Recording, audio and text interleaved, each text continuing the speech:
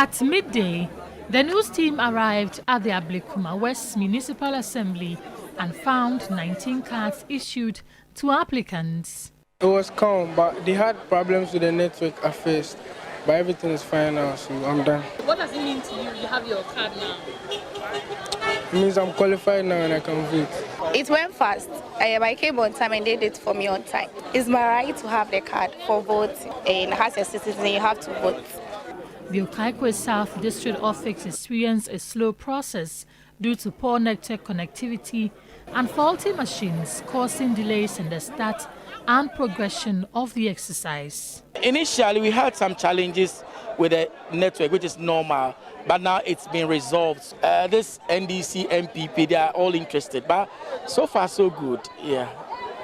No fights, nothing. Our next destination was the Ablekuma Central Municipal Assembly, which had a high turnout until the rain set in.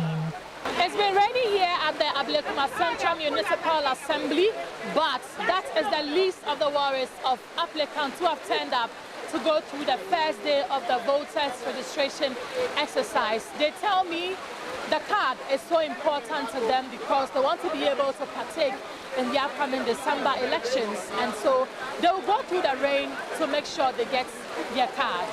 Grace Hamwa Ajaman, CV3 News, Ablekuma Central Municipal Assembly.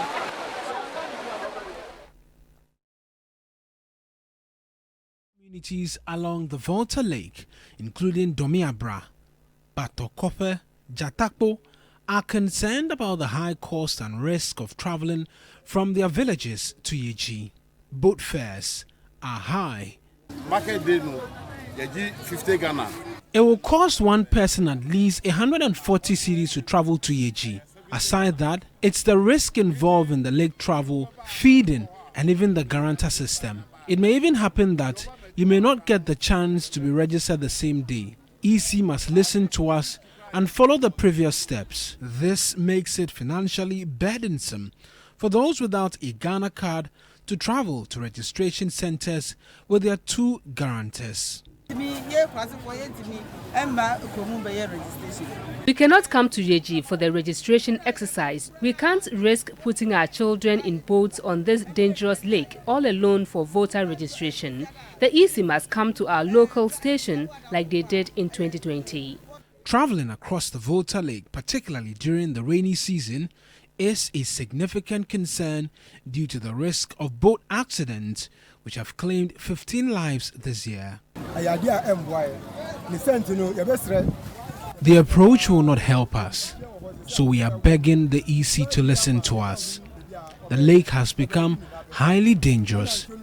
At least 15 people lost their lives in boat accidents this year. We can't afford to send our wards on that journey. Residents find these circumstances unfavorable, especially for parents who must sponsor unemployed teenagers to Yeji, where they may be forced to stay overnight. Majority of the children expected to take part in the exercise are unemployed. How do they expect them to raise money to pay for the boat fare, their feeding at Yeji, and also that of their guarantors they need? The nationwide exercise is scheduled to end on October 2.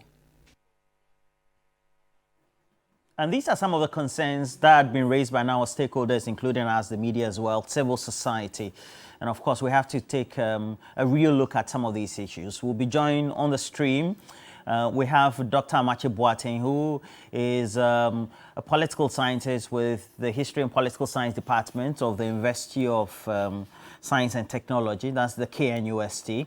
And then also right here in the studio, we're joined by Osman Ayariga, Deputy Youth Organizer of the NDC, because they had been very critical of the Electoral Commission, but also joining them in that suit alongside the other political parties, including the CPP and the others. Now, Mr. Ayariga, good morning to you.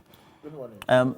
What foremostly were some of the observations that, as a grouping, you had made on the first day of the exercise? Good morning to you, and good morning to all young people who are interested in making sure simply have their names in the register in order to vote out this incompetent, corrupt government. I mean, to vote is a right, and it's a right that every citizen who is above 18 years and sane and of sound mind should be able to exercise. So if you have the Electoral Commission, which is an administrative independent body, which is supposed to make sure that it provides a conducive environment for everyone who is willing to register, is unable to do that, then it raises some fundamental constitutional matters. And it's based on this that the NDC and some political parties, about 5 political parties, decided to go to the Supreme Court so that we can have their rights exercised. And we also went to the Supreme Court based on the strength of Article 2.1 of the Constitution, and also Article 42 and 45 and 46 of the Constitution. Fortunately or unfortunately, the NDC has not been enthused about the turn of events so far as the court is concerned, and also even the activities and the actions of the Electoral Commission, EC, especially Jane Mensah. First and foremost, with the court, you would remember somewhere last week when we finalized all our preparations to file the suit, we just go to the court registry and we're told that the Chief Justice herself had given the order that in her absence, no date should be given. And she herself was the person mandated to give us a date. No problem. And this is very shocking because in the absence of the Chief Justice, the systems must work. And at the time, the Chief Justice... certainly, ideally. Yes, the Chief Justice was out of town. So what it meant was that if the Chief Justice is going to be out of town for 2 months, the entire NDC and the entire nation would have to wait for the Chief Justice to finish whatever trip she was on, get back to us and be able to attend to such very important, crucial, pertinent issues. Fast forward, on Monday, we were just given a date for the 17th of October to appear before court on our injunction application, of which dates by the time the EC would have been done with this entire registration exercise. Why are we seeking for an interlocutory injunction? It's to make sure that you can stop the process and have certain things or some reservations rectified for the process to continue. So if the court is giving us a date after the 2nd of October, by which time the EC would have been done with this entire exercise, then we find it very disappointing. And from the NDC, we are extremely disappointed based on the actions of the court. And just yesterday, our national chairman, expressed our disappointment through our press conference. Putting the Chief Justice and the court aside, then you come to the side of the Electoral Commission. We also find it very disappointing, the double standards and the hypocrisy of the Electoral Commission. If you're blowing hot air, let's continue to blow hot air. If you're blowing cold air, let us continue to blow cold air. Let us be consistent in our positions. But the Electoral Commission has been consistently inconsistent in their position, especially Jane Mensah. And I'll state the facts here. If you remember early this year, when the NDC was about to have its internal primaries, both presidential and parliamentary, the EC was served with an injunction notice. Yeah. And remember... And you're talking about the Dufour? Yes, the Dufour case. And remember the first position of the EC that once they have been served, even before the EC was served, the EC had already started making pronouncement that if they are served, they were not going to continue with any activity. Even before they were served, the EC was already warning the NDC that in case they are served, they were not going to continue with any activities. This is the instance where the NDC has served the Electoral Commission. Not only at the Supreme Court, there's another case in the Volta region where the EC has been served. And the EC has blatantly disregarded all these court services and continues with the electoral process or the registration process. What is the difference between this current service of the rates and the one Dr. Dufour served the EC? Obviously, this is not a love letter from the NDC. This is a court process. So if the EC at the time, which received a rate from Dr. Dufour, could openly take a position that once I have been served, I wasn't going to continue with the electoral process. And today, the same court processes, the same document, the same court, nothing has changed. But today, the EC has decided to disregard all court processes and proceed with the registration exercise. That is why I tell you that the Electoral Commission has been inconsistent in its position and has been inconsistent in the administration of its duties. But what the Electoral Commissioner should know is that they, even though they are an independent body, as they call it, they are also guided by the constitution of the land. And if you read the constitution, the 1992 constitution, Article 296, it tells you that administrative bodies are supposed to be candid and fair in their activities. This is very, very unfair from the part of the EC. And this is unacceptable. And this has been the position of the NDC. And this was what we held a press conference yesterday to speak about. Once you turn 18, it is an inalienable right for you to be registered. And this was even pronounced in the Supreme Court decision in 1996, in the Ten Adi versus Attorney General case, where Ten Adi was unable to be registered. And he took the issue to court. And what did the Supreme Court say? The Supreme Court said that your right to register or to vote is inalienable, and for that matter, nothing can take it away from you. And for that matter, the EC was ordered to go and register them. So if the EC is aware of this history and is aware of this case study, then I find it very preposterous that the EC is interested in disenfranchising the young people of this country from registering. Now, let me zoom to what happened yesterday and why we have continued to speak against most of the things the Electoral Commissioner is doing. Too many inconsistencies, too many blockades, too many issues across the country. And we have a list of the issues of the various, of various constituencies and the issues they had. Example, if you indulge me, you go to Savannah region, Bole, they're supposed to start the process at 7 a.m. As of 9:30 a.m., they hadn't started. And please indulge me and also follow the sequence and understand where these problems are coming from. You realize that it's coming from the stronghold of the NDCs. Greater Accra, Ododiojo, just behind the Electoral Commission's office. As of 10 a.m., nothing had started. Greater Accra, Okaikwe South, 10:31 a.m., no show. Greater Accra, Ablekuma West, 10:40 a.m., nothing has started. You go to Oti region, Biakoye, as of 12 p.m. yesterday when we were reading our press conference, they had not even started the registration. You go to Hohoi in the Volta region, as of 10 a.m., they hadn't started. You go to Sanergu in the northern region, as of 12 p.m., they hadn't started the process. You go to Tamale North in the northern region, as of 12:20 p.m., nothing had started. You go to Daboya in Savannah region again, 9 a.m., nothing has started. You go to Damango, 10 a.m., nothing has started. This just has to do with the inability of the EC to start early. Then you go to registration at some centers in which as of midday, there were challenges with the machine. So these are also centers where they had started, but then as of midday, there were challenges with the machine.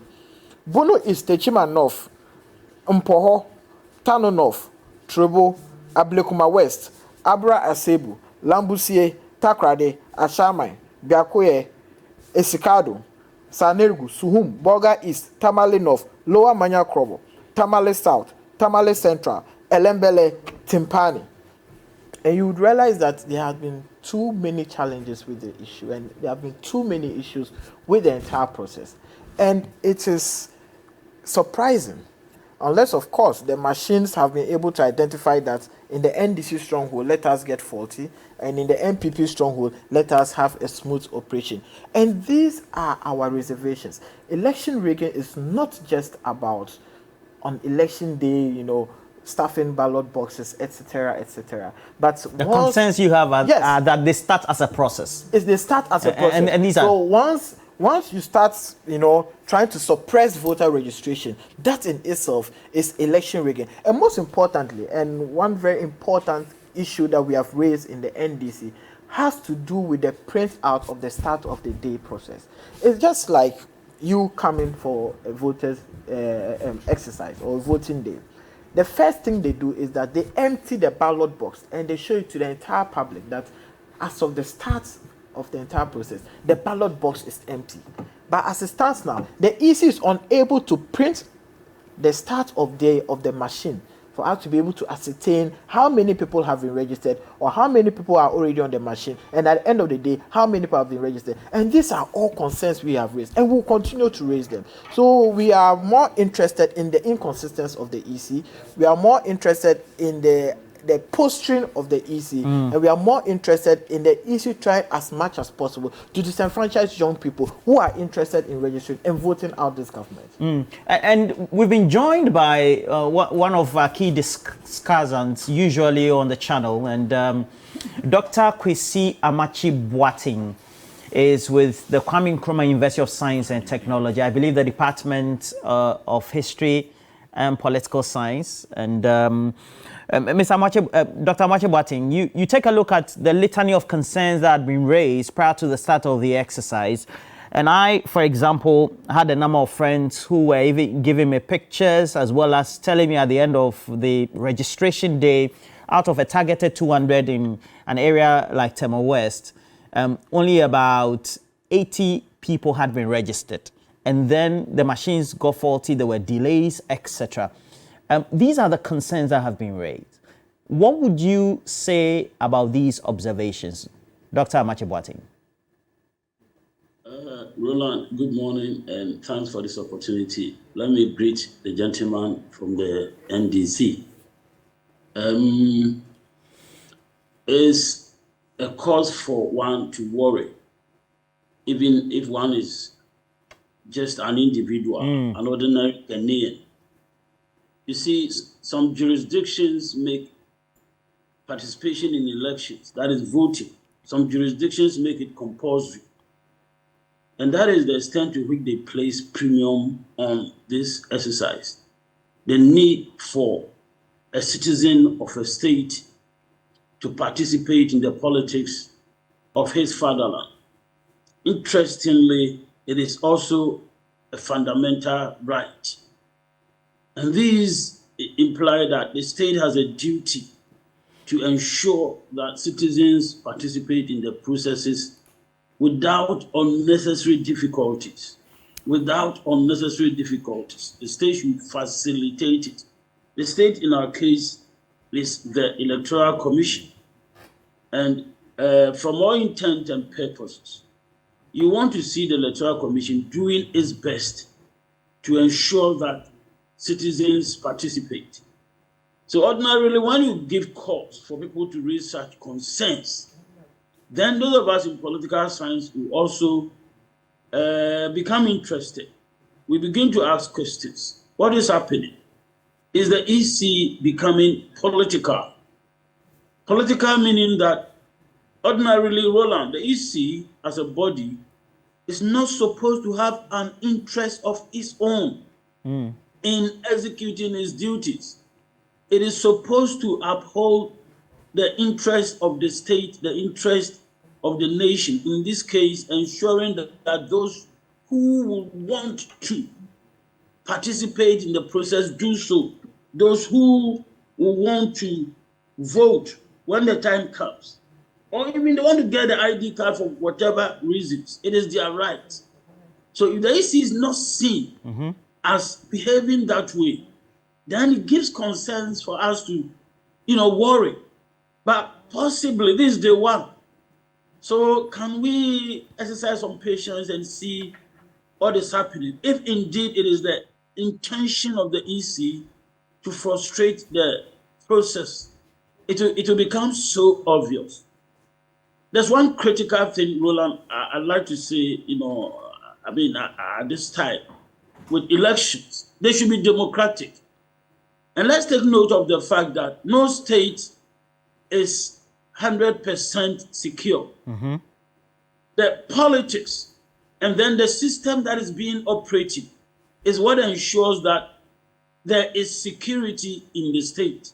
Here, we operate in a democratic system, and elections, the crucial institution that mediates the conflicts, has to be such that the election management body should be seen by all actors as wholly objective.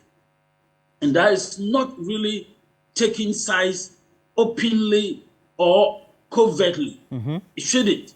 When it happens that way, there are two issues, and they constitute what advocates in electoral governance have put out. The paradox of electoral governance. You want to ensure a level playing field so that the outcomes are not appreciated ahead of time, ex ante. So they speak of what is referred to as substantive uncertainty. There should be uncertainty on the outcomes. It enables everybody to go all out, participating in the process with understanding that they stand equal chance to win. You achieve substantive uncertainty by creating procedural certainties. These procedural certainties are some of the rules that we're talking about. One has to do with facilitating the acquisition of voters' ID cards by Ghanaians. As it is now, the EC is not seen as behaving that way. The moment it is crossing this line, the playing field is not seen by political scientists as even.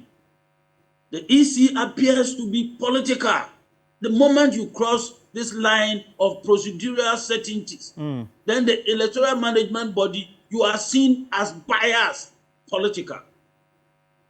But at the end of the day, while we make these observations, the actions of the Electoral Commission itself is at assigns, including the chair and the deputy chairs and the officials who tend to do the interaction or the interfacing, seem to have precipitated all this. We saw this coming. And apart from condemnation from the media and key stakeholders, I think that individuals like you also should be condemning the EC. I mean, Ghana's Electoral Commission for these sort of actions. Is that not right? Roland, that is right. Maybe it's on your platform that you've not heard me speak to this issue. Other media bodies have been engaging us and we've come out unambiguously. I'm only reiterating what has already been put out there. As at now that they've started, and they are not showing that they care about their core duties. Roland, is funny. It is funny because it is a charge. If you can't work at the EC, you leave the place.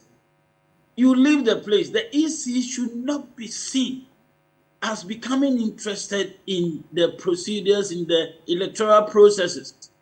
The term that the EC is independent means a lot, and they only look at it parochially. Those aspects that really strengthen them in their own heads is what they work with.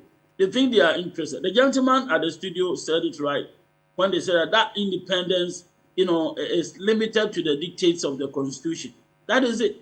The Constitution doesn't give anybody that sort of free room to affect the system in a way that has the potential to throw Ghana into some confusion. Ghana will have no business going to Niger if this is what Ghana is doing here at home. Ghana has no business condemning any insurrection in any country if this is what Ghana is doing at home.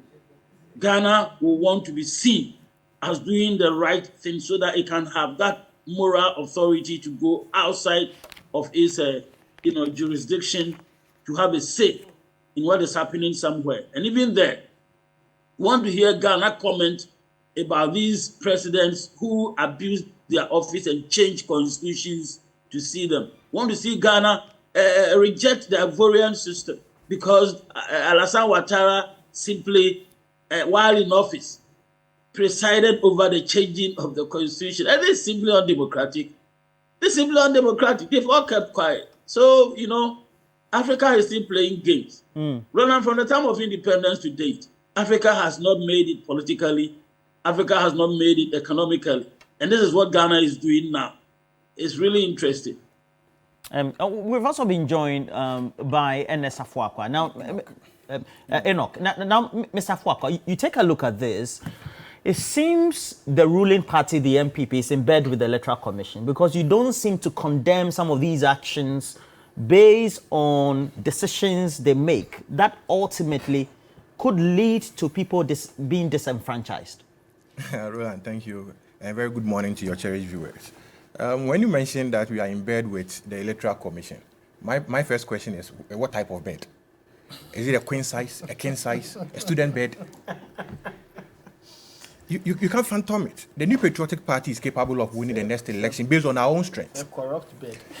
Based on our own strength, and not on any machination or any support or cahoot with the Electoral Commission of Ghana. And indeed, it must be stated that The Electoral Commission of Ghana you is seem to be enjoying. making mockery of a very serious issue. It's not a Where mockery. individuals in Ghana, It is not a mockery. It is never a mockery. young people, No, when you make voters, a definite statement, first-time voters who want to get onto the roll, the first day they get onto a registration center to have their names on the register are frustrated through processes that have been set up by an independent electoral body. You make mockery and say what type of bed and all that. Is that Roland, what, is that what you do if you make as a politically exposed person? Is that what you do? No, is that what you say? As a journalist who have with a duty to educate and to inform the public. What do you mean? That if you make categorical statement that we are in bed. So I also ask the question. Observations from key people, not only from the media but also from civil society. On the type of bed. Because I don't know any type of bed that the New Patriotic Party is with the Electoral Commission. The Electoral Commission is a constitutionally mandated body. And we know that per our constitution, the Electoral Commission is also a creature of our constitution. And based on this statute, they have their own independence to run the affairs of the Electoral Commission or the electoral process of our country. Per Article 45 of our Constitution. They are there to ask to produce an electoral register or electoral roll for us. The voters also have the right also to register as voters under Article 47. And per Article 51 of our Constitution, they are required to go through the process by a CI or a constitutional instrument. And I'm not aware from the narratives being churned around that the Electoral Commission is perpetuating any form of illegality. And Roland, this is not the first time that the Electoral Commission is conducting a limited registration exercise in its district offices or in her district offices. In 2019, the Electoral Commission conducted the same exercise across the 268 districts in this country. That's not true. That's true. In 2019. 1,500. In 2019. In 2019, the limited registration were conducted in their district offices. You can but with multiple centers than we have currently. You can cross-check. Yes, this is a fact. It's a statement of fact. Yes, and then we have cross-checked this. We discussed this. We discussed it not only yesterday, a day before. And we cross-checked. The number of centers currently are just 268. Now, what was conducted in 2019 were in more centers than we have today. And that's a fact. The fact also remains that the Electoral Commission is doing its work, and for the past 2 years or 3 years, as we are all aware, the Electoral Commission has not conducted a limited registration exercise. So with the first day of registration, some of these mishaps are expected, that, they are using these BVD machines and all these requirements, and it has been stilled for some period of time now. And certainly, once you are conducting an exercise fresh with a machine which has been packed for some period of time now, you should expect some of these mishaps and those kind of things. And we expect that going forward, day 2, day 3, and day 4, we should have a smooth process, and all these anomalies or mishaps must be corrected by the Electoral Commission, because they have the requisite competence, they have the resources to be able to carry on with their mandate effectively. But Roland, I must state it clear that the New Patriotic Party is capable of winning the next elections based on our own strength and our own competence. What we have done so far for the people of this country. Look at the recently announced cocoa price, the first ever in the history of our country, the highest ever. In 50 years, within the West African That's part of the registration. No? Cocoa price. I'm mentioning that the bed in which you say we are with the Electoral Commission. He has come here with his own questions to allow him. Oh, please. You say we are in bed. And I'm mentioning that we are capable of winning the elections based on our own achievements and our own strength. And based on that, the recently announced cocoa price of 1,308. Yes. That the New Patriotic Party You asked the question. Will lose the election. You asked the question. That we are in bed. Because of the registration exercise. You said we are in bed. Because you're not condemning. So it's a question from all observers, including the media. And that is a fair question. You say you don't like the question. I'm saying that how does the increment in a bag of cocoa has got to do with registration? No, you said we are in bed with the Electoral Commission. And what is the purpose of the Electoral Commission? It's to conduct elections. And as a political party, what is our interest? Is to contest and win elections. Let me ask you this question. Ask the question. As a political party, the ruling party, all these years in existence, what have been your observations of the first day of the exercise that you think that the Electoral Commission should take a real look at? Oh, certainly.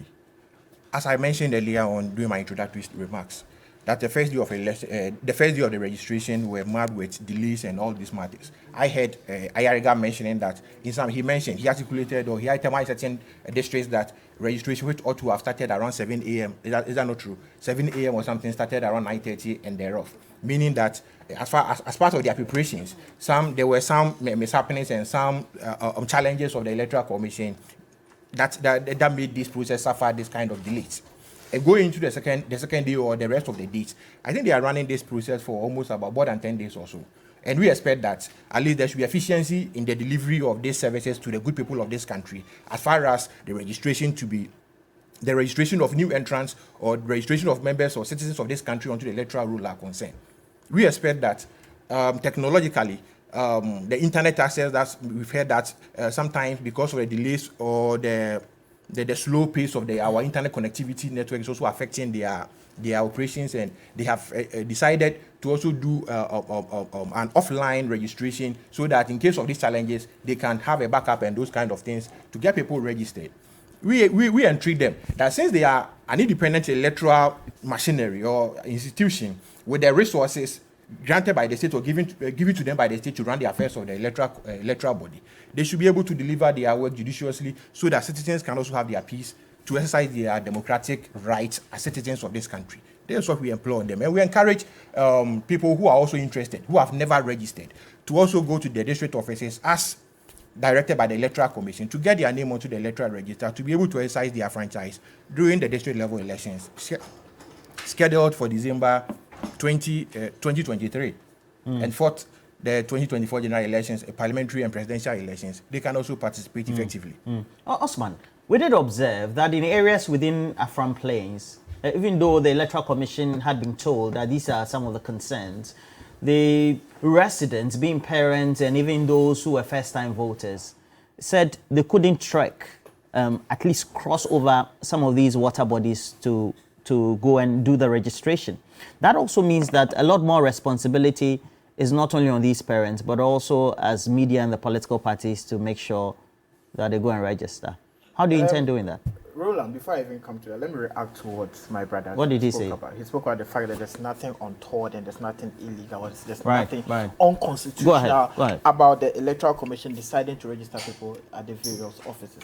This is CI 91, Public Elections Regulations, Voter Registration, CI 91, coming from the Electoral Commission, not from the National Democratic Congress. And I will entreat him to go and read it after this program. Regulation 2.2 of CI 91.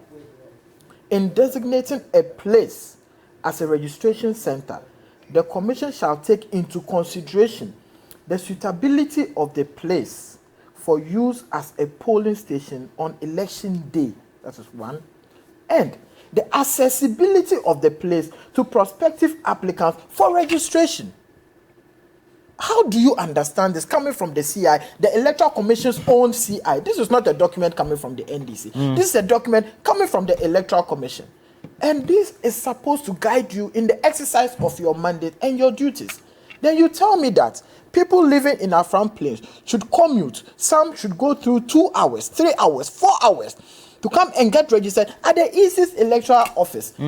Is the electoral office designated as a polling station on election day? No. So if you even read the CI, if you read the Electoral Commission's own CI, you realize that what they are doing is untoward, it's illegal, it's unconstitutional, and that is why we are going to court. So you cannot come and sit here and say that because it's the EC, they are registering at the electoral office, so for that matter, there's nothing untoward, there's nothing illegal about it. That is why we are going to court. And that is why, if you, and he's a law student, I'll entreat him, go up and read the Ted Addy case. And that is why when Ted Addy went to court, the court pronounced in his favor that the EC should go and register him. And the EC made pronouncement. The court at the time made pronouncement. He said, yes, so I'm surprised. But once he's a law student, he's aware of the case. But he's turning a blind eye. That's a reality. No, what so I'm coming. No, that's okay. That's not for you. Okay. Well, if you don't know the case, I'll educate No, please go ahead. But you see, this consistent inconsistency coming from the EC is worrying. And that is why you would realize that we have too many coups in the sub-region.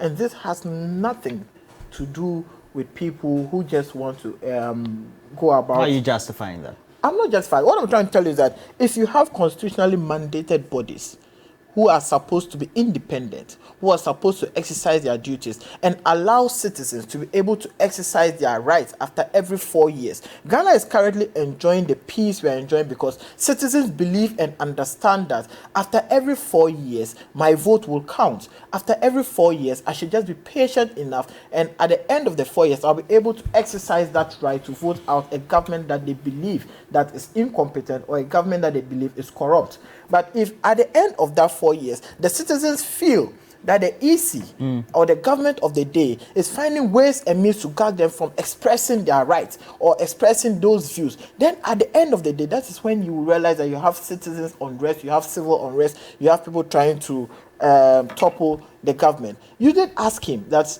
the MPP seems to be in bed with the EC, and that is a fact. Every political party and every citizen of this country has raised genuine concerns about, one, the location of the various registration centers, the distance people have to commute, and the number of constituencies who have been boxed up in some electoral office. You won't believe that just Ridge office here, the EC's the Electoral Commission office at Ridge, roundabout, just at the Ridge Hospital, just around its own vicinity. Yes, you have 5 constituencies having to register in one compound. You have also West Wagon, also East, also Central, also North, and you have Kolekulote. 5 constituencies, and these are not constituencies with very small numbers. Go there right now. Take your cameraman there. You realize how choked the system is. How can you have Tamale North, Tamale Central, Tamale South, Sanirgu having to register at the same place? And if you also understand the distance involved, even in my own constituency, Boko Central, people had to commute an hour and a half to the central point of Boko, and they couldn't even get registered. They had to go back and come back this morning. You see, the EC as an independent body is supposed to provide an environment for people who are willing and ready to register. But if you make it extremely difficult for anyone who wants to register, then we will raise very genuine concerns. Then we will raise issues. And of course, and if you tell him that they are in bed with the EC, he will ask you what kind of bed it is. I'll tell you the kind of bed you are on with the EC. You're on the same bed of corruption with the EC. You're in the bed of inconsistencies with the EC. You're in the bed of stealing with the EC. You're in the bed of trying to rig the election with the EC. And that is the kind of bed you are on with the EC. So don't come and try to, ridicule or try to make fun of very serious concerns. And these are issues that we must take seriously. Okay, awesome. Otherwise, it could just derail the democratic experiment that we have been taking in the past 20 years.